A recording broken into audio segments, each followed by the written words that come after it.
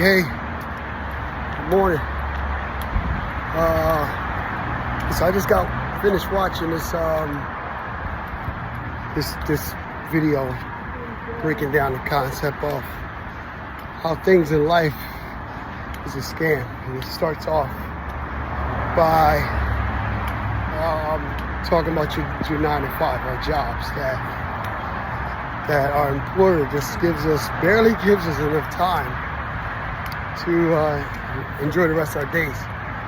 Because you got to get up first thing in the morning, early in the morning, go to work, and that's 8 hours of your day or more, and you're barely getting paid enough to survive. Which, is that really a scam, or is that or is it how we actually design our lives? And if it's enough to cover our daily expenses or the way we live. So that video reflected and touched on that. We also talked about the food industry and how things are so chemicalized that it's killing us, and we're not paying attention of it, or we can't afford the food that is good for us, or provides enough nutrients for us to survive.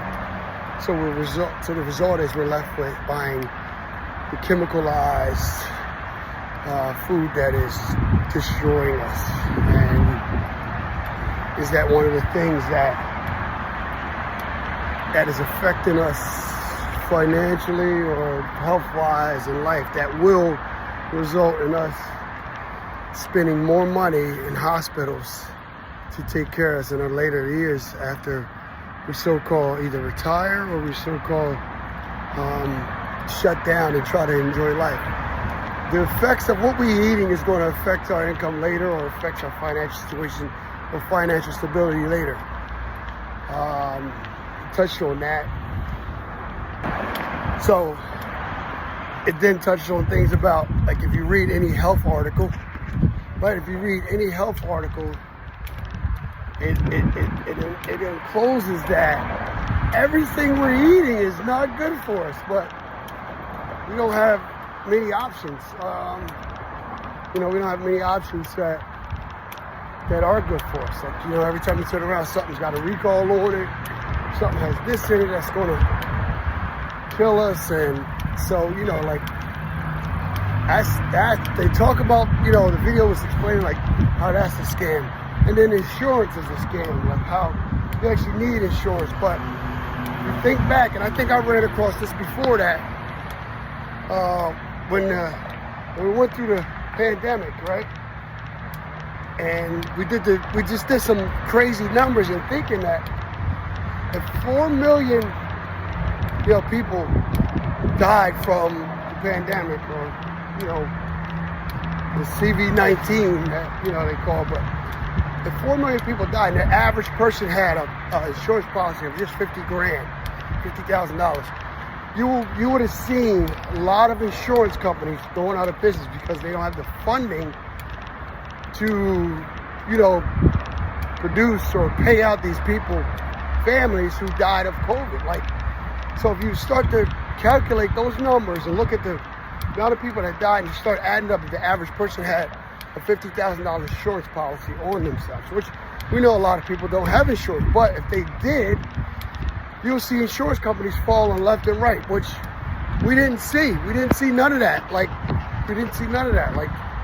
Insurance companies stayed afloat. We didn't hear about no insurance companies going bankrupt or losing money. So when you start to look at and unfold that stuff, is insurance, is a scam or not? That's just one of the articles that was one of the things that they touched on, about how insurances are scams and stuff like that. And if you start to look at them, are they? You know what I'm saying? Are they in it to take care of the average American person, or are they in it for themselves? So we can say all day long, yeah, every business is in business for themselves. Every business. Just like the banking industry. The banks are in business for themselves. I mean, they're not in there for your gain. They're in there for the capital gain of running the business. That's what they are. Big banks Banks got bigger buildings, got bigger furniture, got bigger houses, got bigger cars, and they got bigger overhead than we do. So don't think,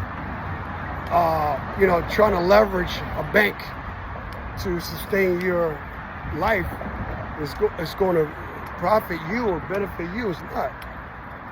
And that's a big thing. Oh, use other people's money. We get that. Like, we really get that. But is that actually going to profit you or is it going to profit the bank? Because the interest of borrowed money is 10 times higher than not borrowing the money. Because it's coming out of your pocket no matter how you look at it. Somebody's got to pay. No bank's giving money away and thinking that you're not going to pay something back. No, it's designed that way. Stop thinking that, I can borrow and be good. No. They're going to want their money back. Somebody's going to pay it. Somebody's going to pay that money back. So, like, at the end of the day, like life and managing life is fucking expensive. It's expensive. And no matter what, you still got to produce. You still got to get out and produce. Still got to get up every day and go to work and provide for your family and provide for the people that depend on you. You still got to get up every day. Cars are too expensive. Housing, rent, mortgage is too expensive. The way you want to live, the way you want to enjoy life is expensive. The food is expensive. You know what I'm saying? Healthy food is expensive. You know what I'm saying? Bad food is expensive because it destroys you and it's going to cost you more money later with hospital bills. Hospitals is expensive. Insurance is expensive. Anything you want to do is super expensive. You know what I'm saying? But you have to get up every day and try to produce and try to provide. You know what I'm saying? You can't. There's no way around it. You know what I mean? You just gotta suck it up and battle through it. But here's the thing. If you don't think about these reactions that you're doing with yourself now, right? To try to put you in a position to overcome all this life obstacle bullshit, then it's going to affect you later. And then later, some things are going to happen to you in life. You're going to get old.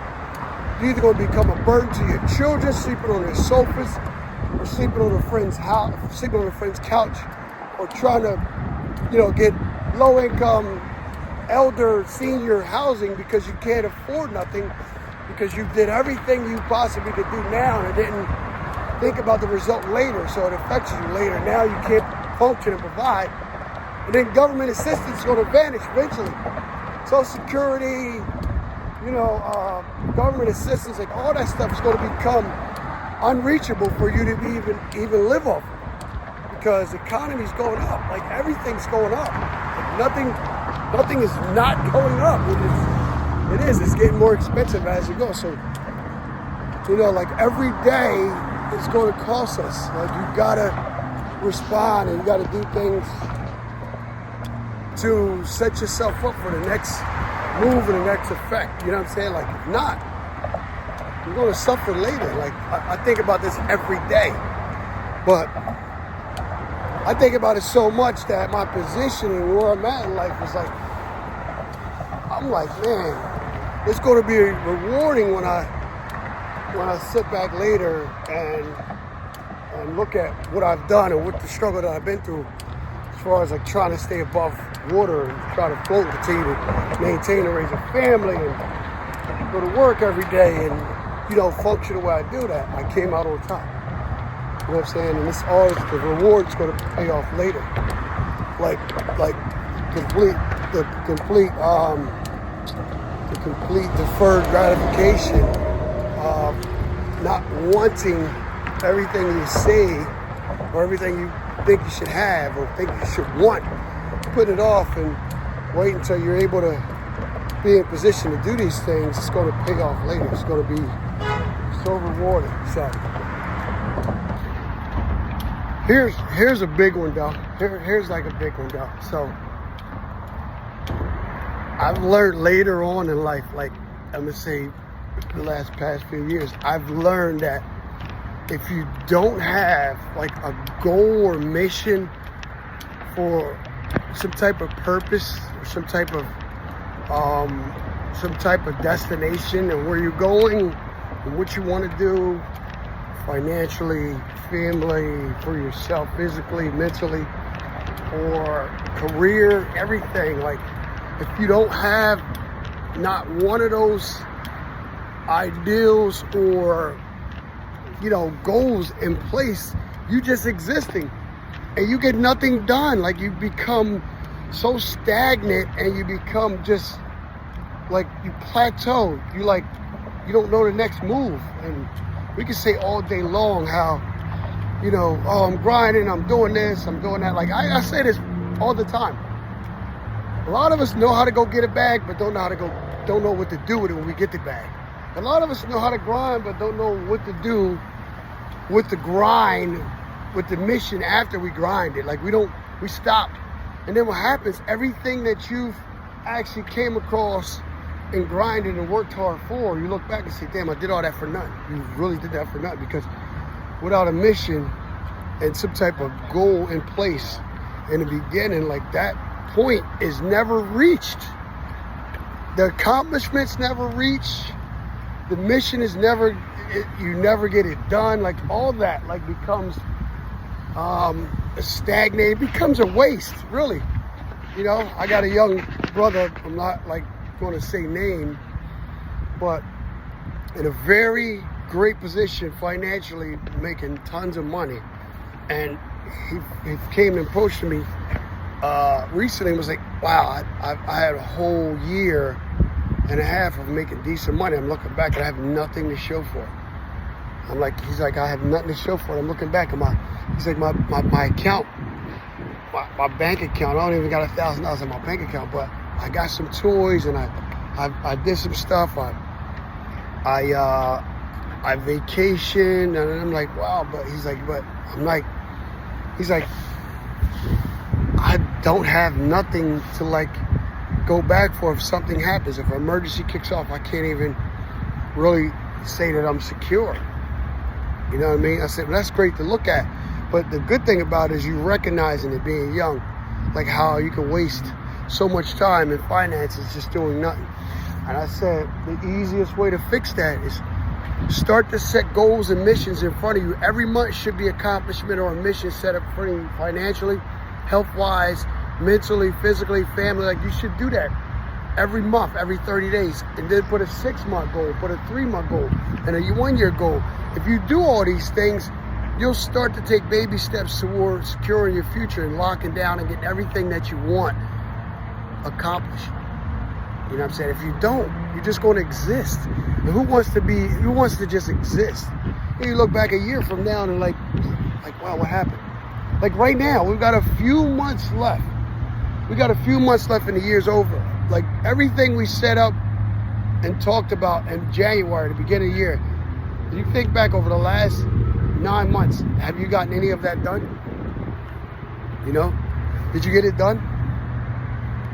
But if you didn't get it done, then that's just saying it's not as bad planning. It's just that the goals you set up in front of you, you threw them to the side. You didn't actually structure them to be met. So that's a failed attempt.